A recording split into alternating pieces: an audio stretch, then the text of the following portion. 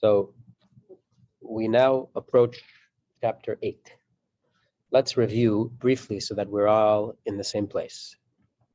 Chapter 1, the Alter Rebbe says we have two souls, one from Klippa, unholiness, and the other from holiness. And in chapter 1, the Alter Rebbe spends a little bit of time describing what it's like to have a soul from unholiness. In chapter 2, the Alter Rebbe describes and defines the essence of the divine soul, that it is godliness. It's pure godliness. It's a veritable piece of Hashem himself. The third chapter, the Alter Rebbe shows how the inner structure, the internal structure of the divine soul, that it has intellect and that it has emotions, and how they are all focused on Hashem, on Torah and mitzvahs. Then in chapter 4, the Alter Rebbe describes the garments of the divine soul, how it has thought, speech, and action, and how they are all focused on Hashem himself. Then in chapter 5, the Alter Rebbe describes the way that the divine soul is nourished through Torah study specifically, more so than through the observance of mitzvahs. And that's why Torah observance is considered higher than all of them. Then in chapter 6, the Alter Rebbe changes the subject to describe and to define unholiness. Unholiness of the soul, unholiness of the world. And says in that seconds, in that bodily soul that we have, there's also intelligence and emotion. And then there's also garments. And when a person will use the garments of their animal soul for selfish purposes, never mind forbidden purposes, but for selfish purposes, that causes the energy expended in that act to be bound and thrown away into the hands of unholiness. Chapter 6, the Rebbe describes what does it mean that you have something in the world that is pariv until you touch it, neutral in terms of whether it's holy or unholy. In a world that is mostly unholy, what does it mean that you have something that's neutral? And how the human touch can either elevate it to holiness or cast it down into impurity.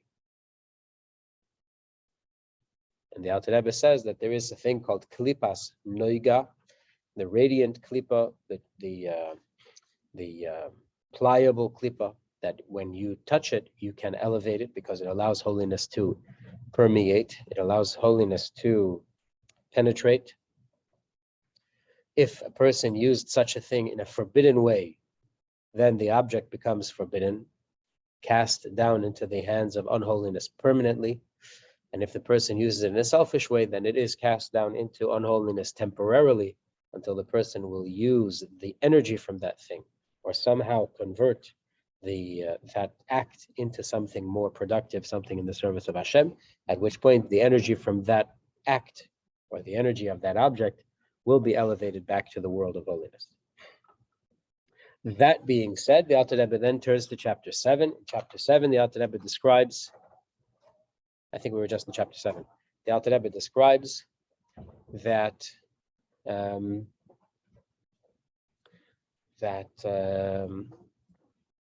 that what we just said.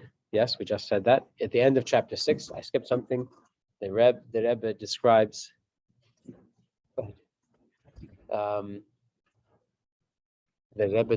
what is the three completely impure levels of holiness, of impurity, the completely impure evil, momentarily, and then the Rebbe comes back to it in chapter 8. In chapter 8, the Rebbe is going to describe how when something has its life force rooted in unholiness, there is nothing that you can do to save it from there. Yeah, let's just distinguish this from what we learned earlier. Earlier, we said you have things that are rooted in an unholiness that is pliable, an unholiness that is redeemable. But now in chapter 8, we're going to discuss those things whose very life force, never mind the purpose of why they were used, the very life force of those things is rooted in unholiness, and how we're going to interact with those things in the world, how we have to treat them, and how we have to be ready for them. The first example that the Rebbe brings is of unkosher food. We learned that in the world there are two camps of unholiness. One camp of unholiness is penetrable. The other camp of unholiness is impenetrable. You can't touch it. Holiness will never shine in that camp. There are objects in the world whose life source, the very existence, is fed and nourished by either camp. So if you have something whose life force is nourished by the camp of absolute, abject, impenetrable unholiness, you're not allowed to touch it. If you do touch it, if you engage it, if you eat it or use it, not only will you not elevate it to holiness, it will drag you down. And your soul will become temporarily bound up in that unholiness. And even if you manage to escape from there through tshuva, there will always be a mark on your body and on your soul.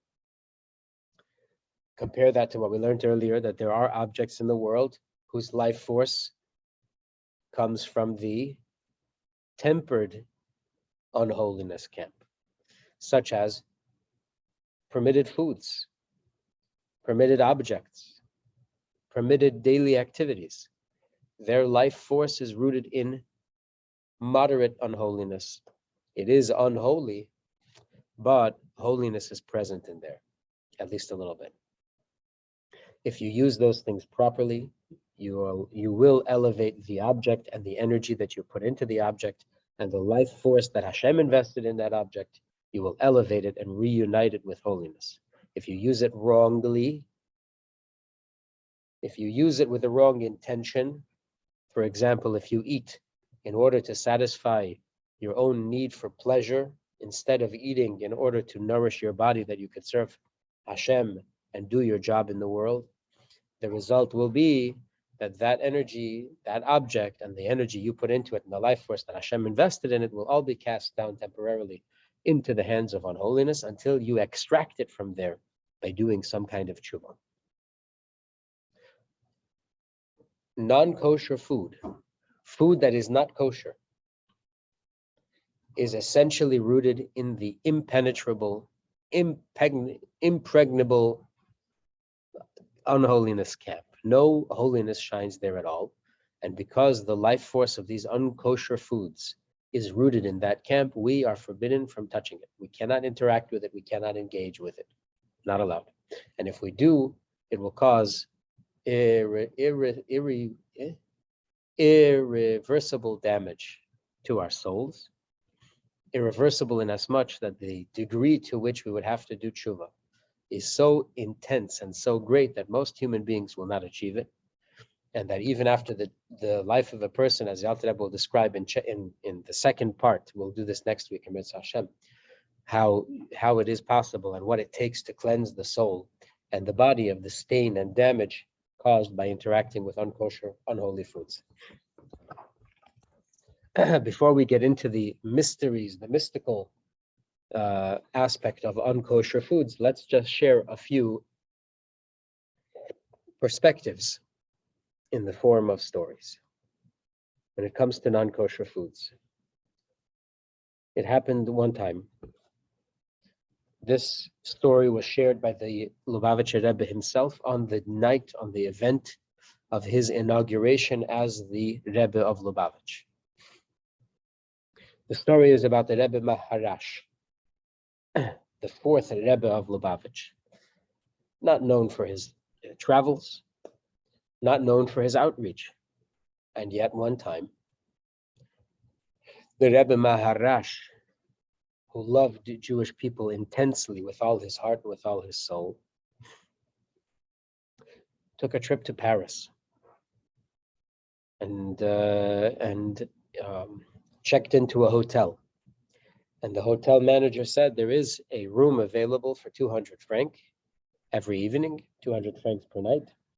But the Rebbe says perhaps maybe there's a more illustrious room, a fancier room, maybe one that's closer to the game floor, to the gambling section of the hotel. And they gave the Rebbe a very, very expensive room, and the Rebbe paid for a very expensive room so that he could be closer to the games where people were gambling and whatnot. So when that happened, the Rebbe stayed in his room a little bit. But then during the middle of the night, the Rebbe went out, sat down next to a guy who was there partying drinking forbidden wines. That's the focus of the story, but also eating forbidden foods. And the Rebbe says to him, young man,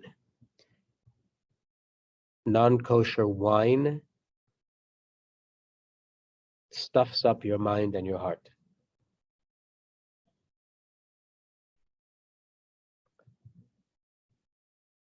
And he said it again. Young man, I'll read it precisely. He says, young man, it's forbidden to drink non-kosher wine. And then he repeated, non-kosher wine stuffs up your mind and your heart. Be a Jew, says the Rebbe. And that's it. The Rebbe went back to his room.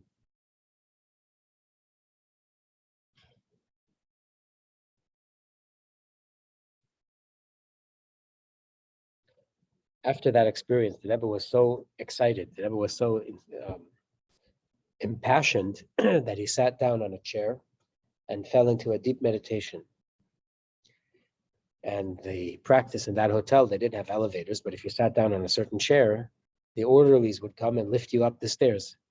And so the Rebbe sat on that chair and they lifted him up to various floors. Anyway, the Chassidim didn't know where he was. After a while, obviously, the young man comes to look for the Rebbe, even in that hotel that same evening, and they schmoozed for a while. And obviously, the end of the story is that the young man made tshuva and built a beautiful family of French Chassidim. There is another story. This one is from our Rebbe. There was a Chabad family where the daughter, one of the girls in the family, became very, very ill in her digestive tract. So her parents wrote a letter to the Rebbe, and they received the answer for a blessing for a speedy recovery and a complete recovery. And at the end, the Rebbe wrote, check the mezuzahs. So the parents expected this kind of answer. That's a very typical answer from the Rebbe. You want a bracha to take place. If somebody's not well physically or emotionally, you check the mezuzahs right away. And so they did. They sent it to 2 expert scribes to check the mezuzahs, and they didn't find anything wrong. So in sadness and in despair, the father looks at the letter of the Rebbe again to see maybe he missed something. It was a very simple letter. Blessings for a complete recovery, check the mezuzahs. And he read it over and over until he realized it doesn't say check the mezuzahs. It says check the mezonos. Mezonos means the danishes, the cookies and the crackers. Aha, so they made an emergency family meeting, and the father asked all the children to see if there's any way that somehow non-kosher food is coming into their house. And one of the children, the youngest of them, says yes, in fact. There was an announcement in school that a certain bakery where the Jewish community frequented was there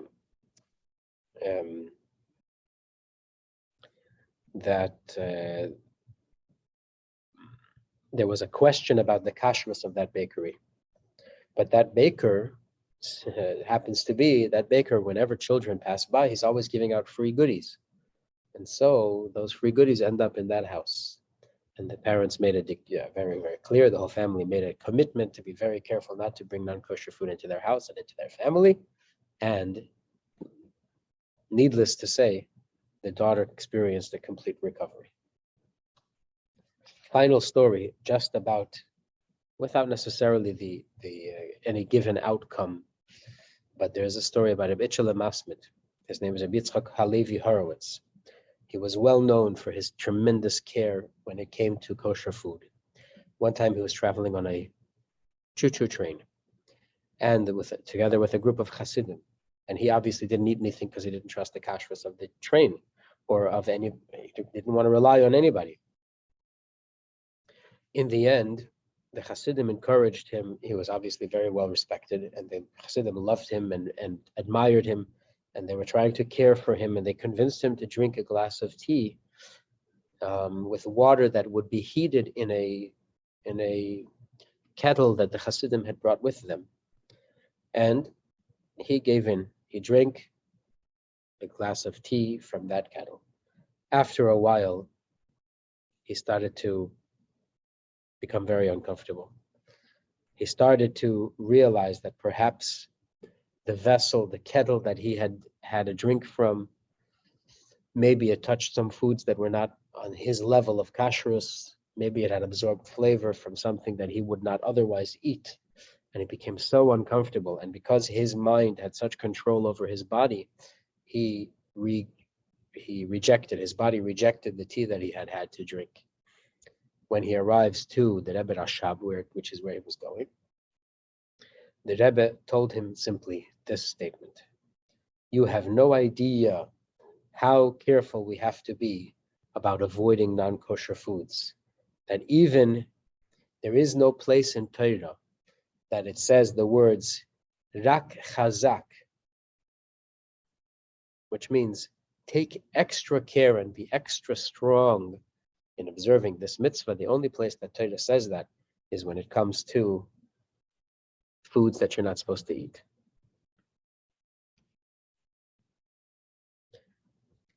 Wow. I'll share with you one more story that I heard. It's not verified. I didn't see it in the Sefer. I did see it in a Sefer, but I don't know if we're relying on that Sefer as true or not. But here's the story. There is a Rav, a well-known Rav, who wrote the responsa that gives permission for Jewish people to eat or to drink, to consume milk that is USDA approved, because he said you can rely, in case of emergency, you can rely on the supervision of the USDA that there is nothing other than milk in that product. One time he was at a meeting and somebody served him a cup of coffee, which he drank. And after he finished drinking the cup of coffee, somebody told him, by the way, the milk that was in that coffee, or the cream that was in that coffee, is under the category of USDA approved. It's called chalav akum, or it's called chalav stam. So this Rav who wrote the halachic decision allowing Jewish families to consume that kind of milk in the case of emergency, he himself caused that he should throw up that milk and it shouldn't stay in his body. Now the question, why is this such a big deal? What is the big deal? It was an accident. He could do tshuva. He could use the energy to serve Hashem. Says the Alter Rebbe at the beginning of chapter 8. We're coming from a discussion about severe sins that are hard, nearly impossible to fix. From there we come to this. When it comes to non-kosher food, forbidden foods, there is the additional fact, in addition to the fact that it was used, that if it were used inappropriately, if it were used selfishly, if it were used in a forbidden manner, the mind and heart intentions of the person would cause it to be cast down into the camp of absolute unholiness. There's another thing. There is the fact about forbidden foods that causes them to be called forbidden. The word in Hebrew for forbidden is isur. Isur is the same as the word for arrested or captured, held in bondage. That is because no matter what, such foods cannot be elevated. Even if a person ate a forbidden food without any knowledge whatsoever, he didn't know anything about the unholiness of that food. Not only that, he ate that food for the sake of heaven. He ate it because he was doing a mitzvah with it. He did it with it. He had the sole intention. The only intention was to serve Hashem with that energy. He didn't eat it to satisfy his hunger. He didn't eat it to satisfy his desire for pleasure. He ate it for the sake of heaven. In order to serve Hashem with the energy that he would get from that food, l'shem shamayim lavid Hashem b'koyach v'achila hahi.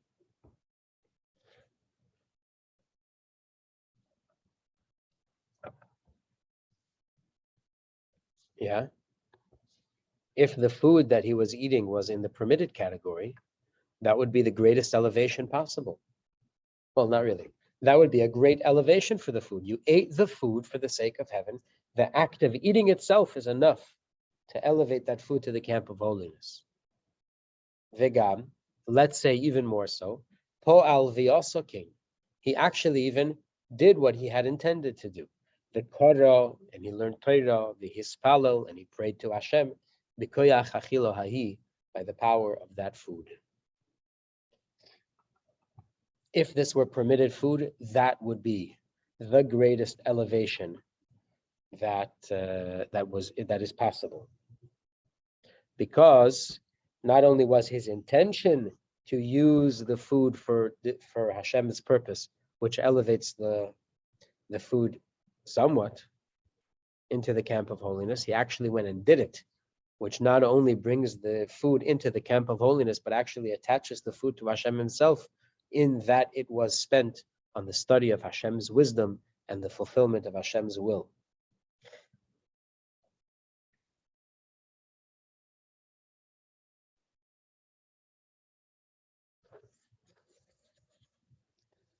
But in this case, since the food, its very existence is forbidden, meaning the life that it lives from is rooted in absolute unholiness, nothing you could do could ever cause a bond, a connection between that impure food and the realm of holiness, Hashem.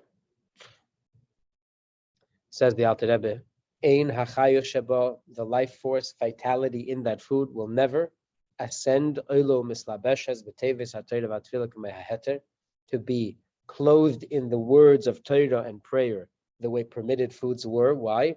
Mipnei isura bidei hasitra achera mishalish klipas hatmeis. Because of its bondage, its captivity, it is its permanent attachment in the hands of unholiness and the three completely impure klippas, which we described at the end of chapter 6. There's nothing that you can do to free and redeem the unholy, the impure, from its unholiness and its impurity. The forbidden will always remain tied and bound with thick ropes and chains to the world of unholiness, and doesn't matter how you use them, you can never save them. You can never elevate them. Not really never, right? You can never. Hashem can, when Mashiach comes. Yeah. Thank you. Yeah. But a human being can never. That's what we learned at the end of that's what we learned in chapter 7. Yeah. That if a person will do that those things that are connected, those things that become attached to the three completely impure klipos, they will remain there till Mashiach comes, when klipa itself is destroyed. Yeah. The only thing that a human being can do is to cleanse their soul from the stain and dirt, and maybe elevate the energy that they invested in that sin by doing a tremendous, tremendous tshuva. But to save the object, you cannot save the object. The object is, in its very core,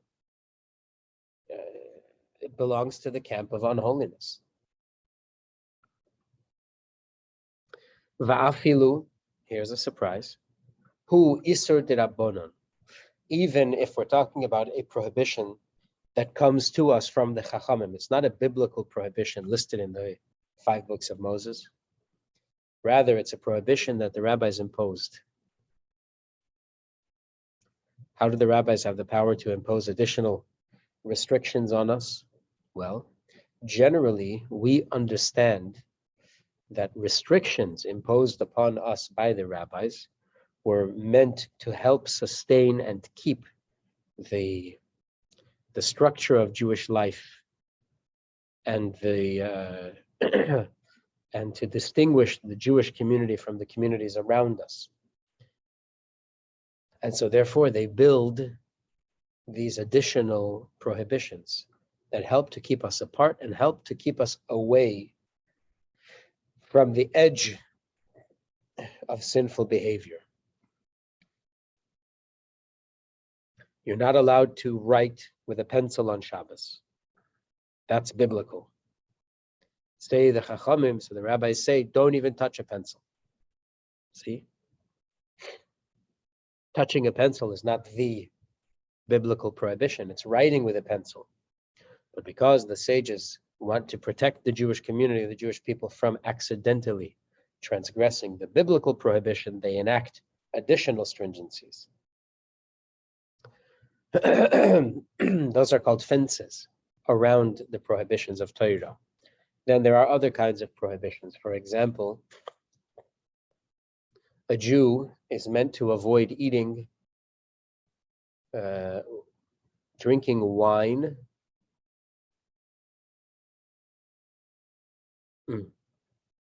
that belongs to a non-Jew, even if that non-Jew is not an idolater. The Jewish people are meant to avoid drinking milk and eating cheese that belongs to the non-Jew, even if there is no evidence that the milk or cheese has been tampered with. A Jew is meant to avoid eating the bread of a non-Jew, even if you know that there's nothing unkosher about it. The fact that it was baked only by a non-Jew, a Jew should avoid that bread. These are some examples of rabbinic prohibitions. So the Alter Rebbe says here, we should not think that because it is rabbinic in nature, therefore it is somehow less stringent than biblical. In fact, shechamurim divrei seferim yoser midivrei Torah. The Torah itself is more strict when it comes to the prohibitions enacted and the laws and decrees enacted by the Chachamim, even than biblical prohibitions.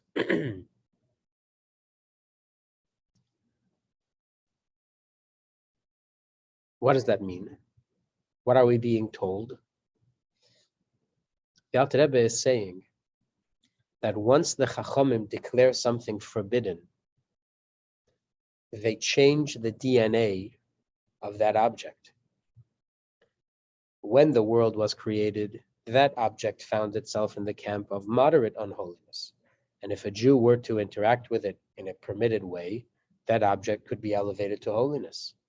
But once the Chachamim decree that it is forbidden, they change the very life force of that object and move it from the camp of moderate unholiness to the camp of absolute impurity. And that's the result of the prohibition. Why does this happen? How does this happen? The Alter Rebbe, Likutei Torah, explains that out of Hashem's tremendous love for the Jewish people, He makes us not only His partners in the creation of the world, but Hashem also makes us, the Jewish people, His partner in revealing Torah to the world. Some aspects of Torah are given directly to the people from Hashem, but Hashem leaves some of the Torah to be revealed by the Chachamim. Yeah. I have a question about the food. Yeah. About the Isser D'Rabbanan. If we have a lot of food that might come under those Isurim, but they have an OU, then how could we say that the food can't be elevated if Rabbanim are saying it's okay for Yidden to eat it? Right. So here we find ourselves in the space between Halacha and Kabbalah. If you take the Kabbalah away from the Halacha, then you have the standard typical Jewish life of the standard typical American Jew. If it has an OU, it's kosher. I don't have to worry about it. But Kabbalah says that there is more going on than just what's in the ingredients. Yeah.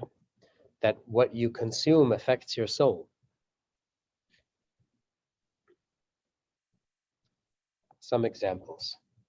And particularly when it comes to milk and baked goods. Kabbalah is extra sharp in its insistence that a Jew be careful not to drink milk that is not constantly and completely supervised by a Jew called Chalav Yisrael, and that we should be very careful not to eat baked goods where a Jew has not had some involvement in the baking process, called Pas Yisrael. What is the result? What will happen? What happens is that when we consume those things, the influence of the life force of those things tends to dull and weaken our attachment to Hashem, our faith in Hashem, and our ability to trust in Hashem completely and to be moved by the words of Torah. If you view the Chachamim's teachings as based on the given reason, which Halacha does, Kabbalah does not, then when the reason falls away, the restriction falls away.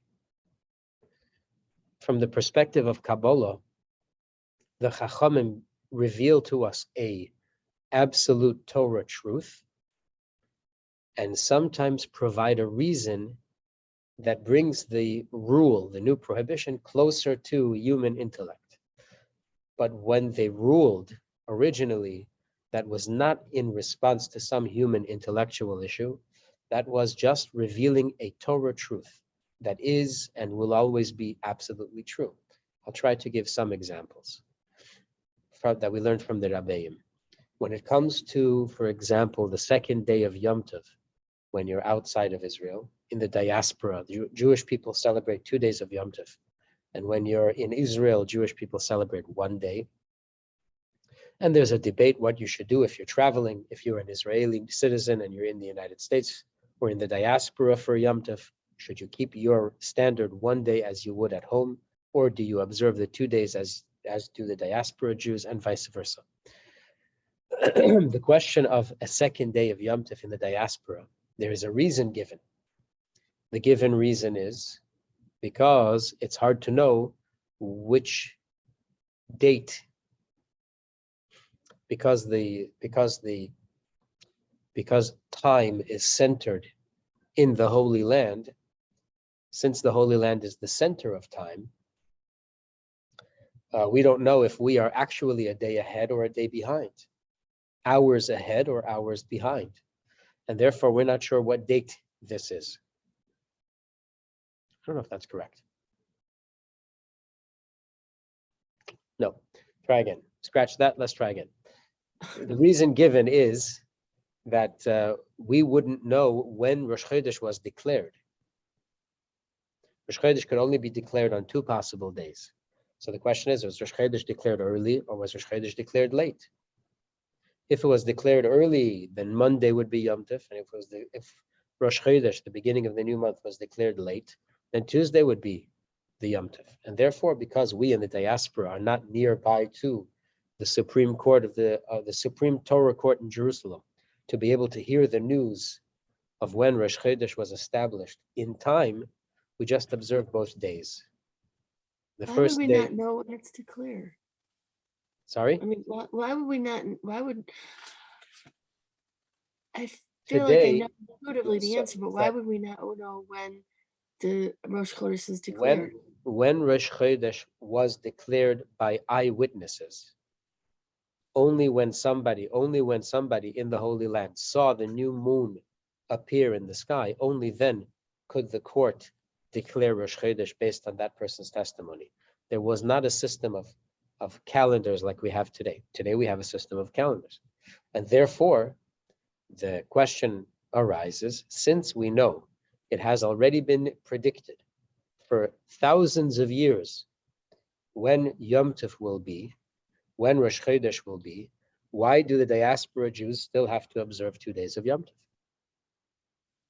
The doubt as to when Rosh Chodesh is established and the doubt as to when Yom Tov will fall has been solved.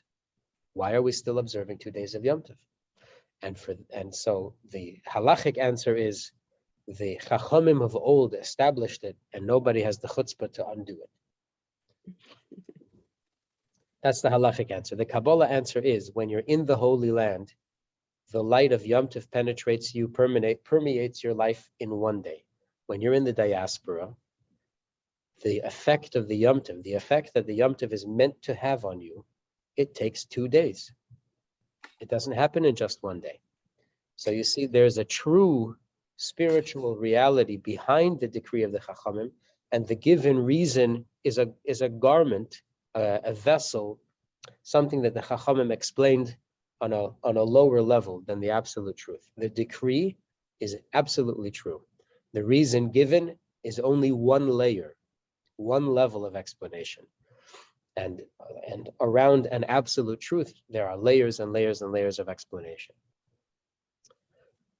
So the same is true by these food prescriptions, proscriptions. When the Chachamim say, don't eat such and such a food, that is an absolute Torah truth. But there's a given reason. And the given reason is only one layer, one coat, one garment around this absolute truth. The absolute truth is that this food damages your soul. The given reason is you can't be sure that the food hasn't been tampered with and that there isn't some kind of non-kosher material in there. So from a purely reasonable perspective, based on the given reason, if a person can prove that there is no forbidden substance in the milk, then Jewish law would not forbid that milk, right? According to Kabbalah, it's deeper than that. If the milk is not constantly supervised by a Jew, the very DNA, the spiritual DNA of that milk is not from the camp of moderate impurity. That milk belongs to the camp of absolute unholiness, absolute evil, absolute impurity. So I don't know if that answered your question 100%. I don't know if for you that answered the question, but that's the message. Yeah. Okay. Very good. So now I'll just share with you some events in our history that demonstrate the power and how seriously our Rabbeim, the Rebbes of Lubavitch, take this stringency, take this reality of the Rabbinic Prohibitions. There is a story that's told by the previous Lubavitcher Rebbe about the Alter Rebbe, that one time a very fine Jewish family had a very fine Jewish daughter who married a very fine young Torah scholar, and everything is fine. And one day the scholar starts hearing in his head the voice of heresy. He starts asking himself in his analysis of Torah and Yiddishkeit and life, heretical questions. And it bothered him tremendously. So he told his father-in-law. And his father-in-law ran to the Alter Rebbe, obviously very bothered by the issue. And the Rebbe told him, "There's absolutely no doubt in my mind," says the Alter Rebbe, "there is no doubt that when a fine young Jewish man starts having doubts in his faith in Hashem, it's because he is drinking or he's consuming milk that is not in the category of Chalav Yisrael."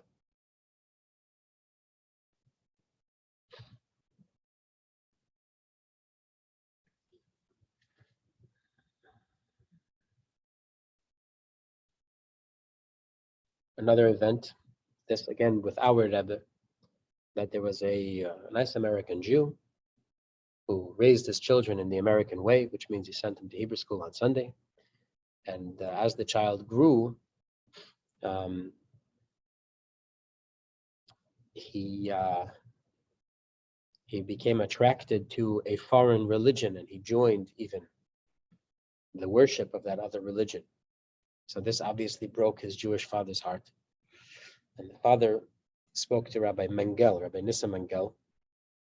Rabbi Mengel told him, "You have to go to a yechidus with the Rebbe." So he went to a Yechidus with the Rebbe, but his heart was so broken, he couldn't even speak the words. So the Rebbe compassionately said, we should hear good news, and the man left the Yechidus.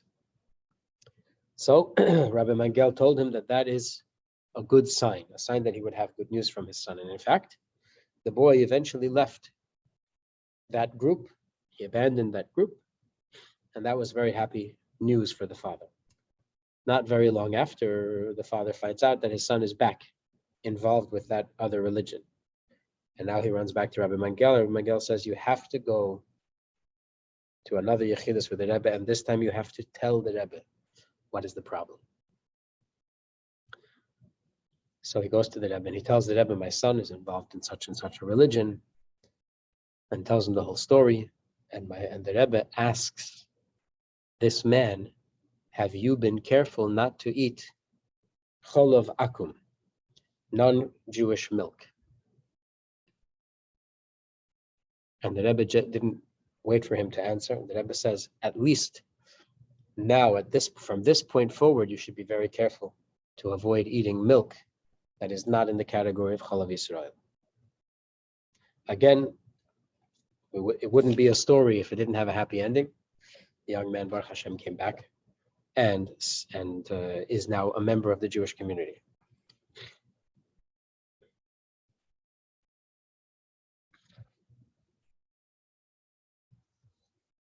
Okay. Now the Rebbe tells us something absolutely exciting, absolutely thrilling. The Rebbe says, because as we learned in the very beginning of Tanya, a Jewish body, even the animal soul of the Jew, is rooted in moderate impurity. That means that the desires, even the tremendous lusting of a Jewish Yetzer Hara, the Jewish impulse to evil, should only draw a person towards things that are permitted. Other things that are of the moderate impurity camp.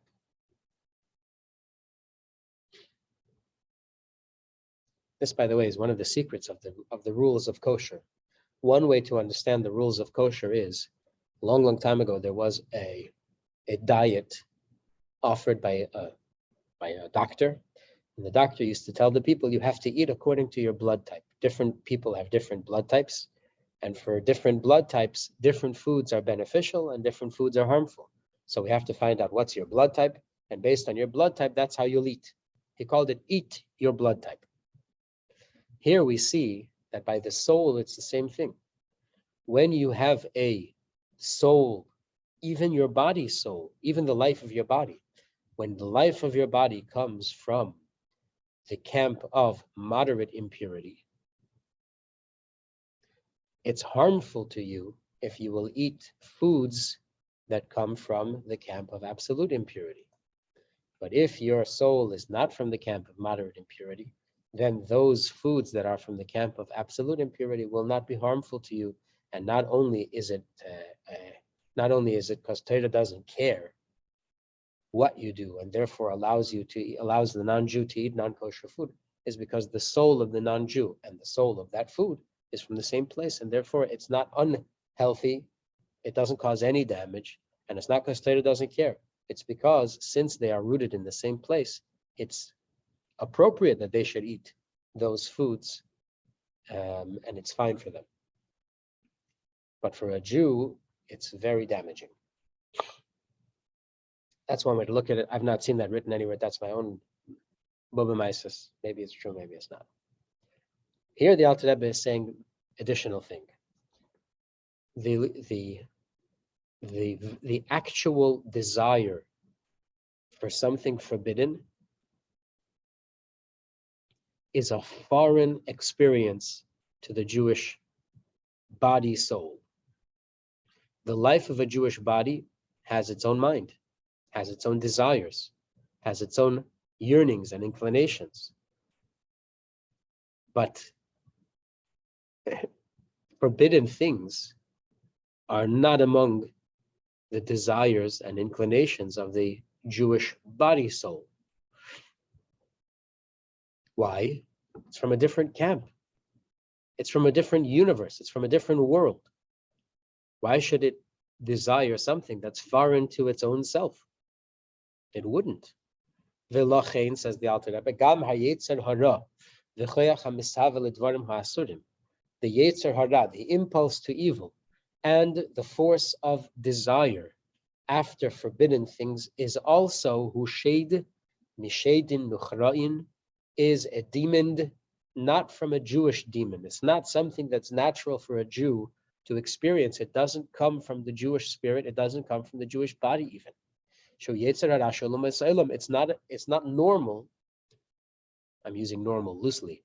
It's not normal for a Jew whose body is of temperate impurity to desire something that's from absolute impurity.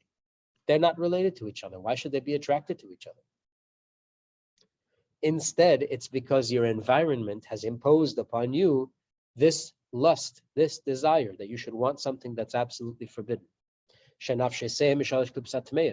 You're desiring something from the camp of absolute impurity that belongs only appropriately to non-Jewish people whose souls are from the completely impure camp.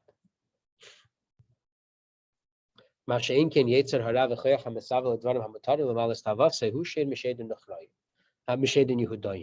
the other hand, the impulse to selfishness, the impulse to, or the lusting after permitted things whose life is rooted in moderate impurity called klipas noiga, that is a very Jewish impulse, and that's something that we should expect in our lives and even learn to deal with.